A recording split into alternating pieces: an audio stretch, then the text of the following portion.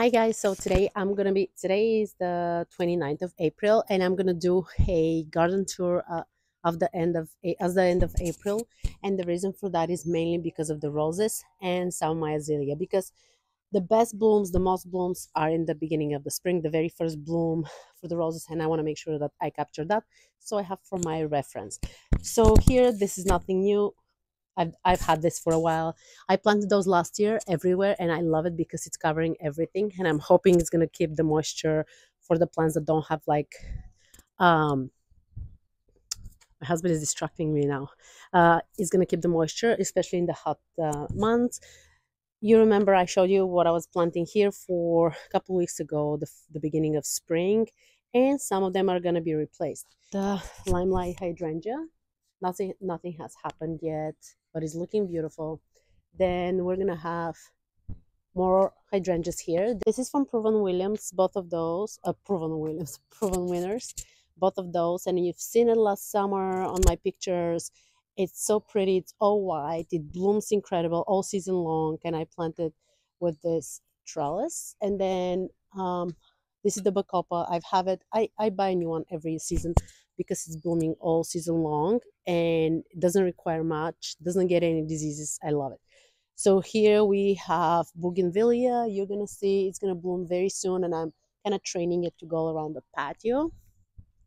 I planted some new flowers yesterday. Actually, I had it for a couple of weeks from Green Acres, but I finally planted it and it's so pretty. I'm gonna find the name and post it here on the video. This is Creeping Jenny. I love having Creeping Jenny in every pot just because of the texture and the color of the green. And then this is one of my David Austin roses. As you see, it's looking amazing, just as this one. And once they start blooming, I'm gonna create another video. And then this mixture, so this is from last year, Creeping Jenny, and this just came alive this season again. And this is Bacopa again, and it's one of my favorite like plants. So here I planted yesterday salvia, and this is what my daughter chose from Green Acres. So hopefully she's not going to be upset that I planted here. We have the kumquat. So in that far corner that you see, I have some planted like dahlias and zinnias. Hopefully they're gonna come out. Then obviously the camellia is done blooming. Here I have lantana and it's coming to life again. It looks dead, but actually it's not dead. I'm gonna wait and see what's gonna happen. I have another rose there, but the problem is the squirrels are digging holes and goes to the roots. So I don't know if it's gonna survive. Hopefully it does, but we'll see. And here we have some lavender, lime and lemon. I don't remember which one was which, but they're doing fine. The iceberg roses are doing great. I showed you what I used to spray them for all sorts of bugs and insects, and now I'm fighting a little bit of the beetles, but I think I'm winning the war, maybe. I don't know. I love the iceberg roses. So what I did is like on the bottom, I planted lavender because I wanted to cover a lot, but the problem is that like I didn't prune them correctly. So this is kind of leaning a lot, and we'll see after the blooms are done, I'm gonna cut a little bit of this. But as of now, I love the look of it. So I'm leaving it this way. And this rose is one of the most incredible smelling roses. My husband got it to me one of the holidays, I don't remember what. It does require a little bit more care. It's a little bit more sensitive, but it smells divine. Like it's insane. And this is the fig tree. It's growing every season, bigger and bigger. The showstopper for the season. This beautiful Eden climber. I've had it for 3 years and pretty healthy rose, but I still do sometimes maintenance to see if there's some insects and aphids on the bulbs and stuff.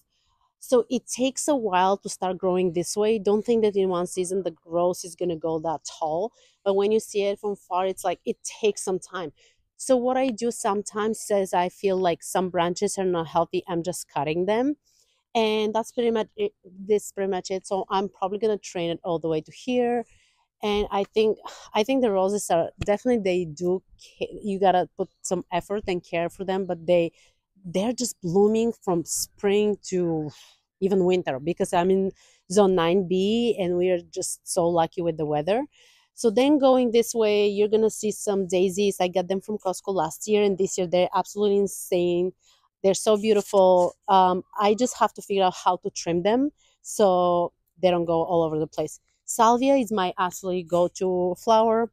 It blooms all the time, attracts pollinators, butterflies, hummingbirds. This one, it started growing to me. I was kind of, I'm not sure if I like it. Ugh, it's producing all the time. Love this one. Then we're gonna have in the back hollyhock. This is the first year I'm gonna have it bloom. Apparently, the first year doesn't bloom, the second year blooms. This is gonna be what we're gonna have this year. Butterfly bush hasn't bloomed yet, but you can see like it's building its flowers right now. The cherry tree, this is the second or third season. I'm not sure. The second season, and we already have some cherries. And the reason you might see those flies is because yesterday I decided to use some of my fish, yeah, emulsion with kelp for the flowers. Honestly, it smells disgusting. The kids are feeling it's gross, and even the dog doesn't want to come out. It's so gross, but I gotta use it for my garden because I don't want to put it into waste. This rose is the also easy Italian ice, I believe. And honestly, oh my gosh, it's super healthy. Loves the rose. It's getting bigger and bigger. Also, we love the Veronicas, and I'm thinking planting even more Veronicas around my yard because it's so pretty. And then we have here, I have some dahlias. They haven't come out yet. I have a Russian sage. I'm gonna have some peonies coming out. And then here we have this climber rose that I moved from the pots that was on the arch. And I think I'm gonna train it going this way. It's super beautiful. It's not as healthy as, but honestly, I use one of the things that I showed you in one of the videos. I forgot the name. You've seen it in one of my, oh, I know it. I'm gonna get into the shed and show it to you what I used. So this is my go-to for any aphids and stuff. Honestly, kills them, even though all the flowers have been invased, like, is the word invased, I don't know, majorly, but I use this stuff and it works magic. I've had it for a couple of years, and I think I wasn't happy with it, or I don't know what happened, but this time all my roses have been with this and there's no aphids. So now the only battle I have is with the beetles, but what are you gonna do? So then we go here with the hydrangea, one of my favorites, of course. I didn't take care of this one very much, so that's why it's so kind of yellowish. You can tell it's not very healthy, but this one is doing amazing. And here we go. We have some salvias that is coming from last year. There was a lot of, there's something that is eating the leaves, and I'm still researching what it is. And this is another salvia that I love. Look at those flies because of the kelp. But anyway, this is blooming beautifully purplish. I love it. On the back, you can see my seeds from the flowers from my cut flower garden. I need to add more soil because it's a brand new bed. And here I planted some zinnias and dahlias. I am not sure if they're going to come out, and I really hope they do. And here we have the apricot tree. It's amazing. It's making a huge shade because this is the second year and it's huge. We even cut like the top, like long branches, and now it's making a little bit of shade for the cucumbers. So we have to make the decision whether to move the cucumbers. Here we have more of my favorites, the hydrangeas. I'm not sure what is happening here. They're doing great here because of the shade of the azalea, and the azalea, this azalea blooms after the other one. It is beautiful. The only issue I have with the azalea is like blooming once and it's over. And I've always want, like, if I'm gonna take care of something, I want to produce a little bit more flowers. So I might move it. I don't know. I don't know what I'm gonna do. Those are from Costco last year. They're really beautiful, easy to care. I planted some flowers here because it's empty. I'm not sure if they're gonna stay. Then don't judge. We just put this temporary for the cucumbers, but I think we're gonna make it longer. And we have the blueberries, the pomegranate, and then more tomatoes and stuff. And then here we have the strawberries. That is, we have the goji berry we planted from seed. So now we're gonna get to the front garden, to the front side of the house, and you're gonna see the garden there. And yeah, we're gonna end up with. So usually those three, I would say, bushes, so I don't know what to call them, they're blooming kind of late spring for us here. I think that I might replace them with something because they've been very thick and they've been very heavy in the house, and every time my husband has to fix them and kind of stick them to the house if there's like crazy winds. So I don't know, I think like I might put something else. We're gonna think about it. And then here, my spring planters. This always, the fern always stays here any season. I'm replacing this sometimes. So when it stops blooming, I'm putting in the pots. And when the season comes again, they start blooming, I'm planting them again. Otherwise, just being green here, I don't want that. Creeping Jenny, as I said, is always here. This blooms pinkish and it's the most insanely beautiful flowers. And of course, I forgot the name. Yeah. And then we have, this is from last year. Oh, I love it so much.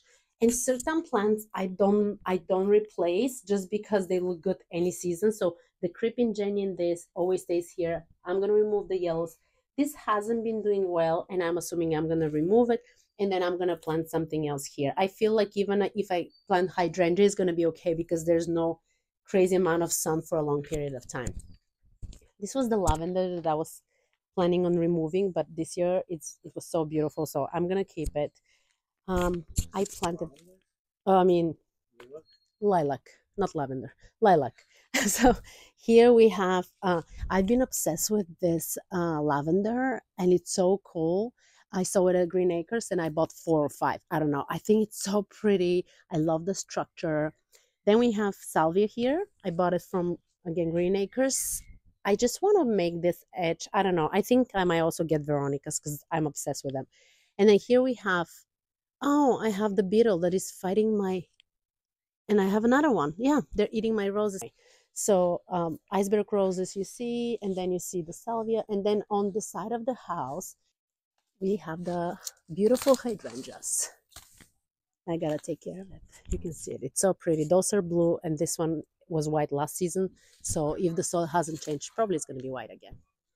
So here's this mixture of plants, and the funny enough, I love pink, and they're all blue and purplish.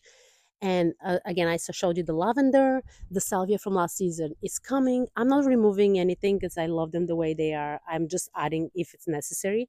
So if the end of the season the salvia looks like dead, it's not dead, it's coming up. So make sure you don't remove anything unless you don't like it. Here we have some bushes I planted last year. And also you can see the beautiful gaura. You can trim it and it comes up, and I didn't trim it enough and it's huge, and that's okay. We had some issue with the watering here. That's why this plant doesn't look as happy. And right, so this garden, my husband is going to show it to you. It's something I got to work on, and every year we put some dirt here and nothing. It's just weird. At least I know that the lantana is not dead, it's coming up too, but just overall it's like so much care because we have the neighbors, like some of their plants like coming up, and I just cannot keep trimming them and cutting them, and it's just getting really annoying. So I gotta figure something out. I like this because the blooms are so cute, but I gotta keep it as a bush. I don't want to keep it as a tree, and the bees are loving it too, but I want to transform the whole thing. I don't know how, I don't know when, we'll see it. And then you remember when I was trimming the crepe myrtle tree and was looking beautiful. So we just have to take care of this. When? I don't know. So this is my end of April garden tour. I hope I wasn't speaking too fast. I speak too fast. I know people are like, oh, can you speak slower? I'm going to do grocery shopping between my kids being picked up from school, so I'm trying to do my best. But anyway, as you know, I'm just a beginner gardener. I love gardening. This is not my job, and I'm just sharing it. So if somebody needs advice from my personal experience, and this is pretty much it. I'm in Zone 9B, Sacramento, and that's pretty much it. If you have any questions, leave a comment below. Anything that I use, just ask me. I'm going to give you the links, and that is it. I hope you guys are having a beautiful day, and I'll see you in my next video. Bye.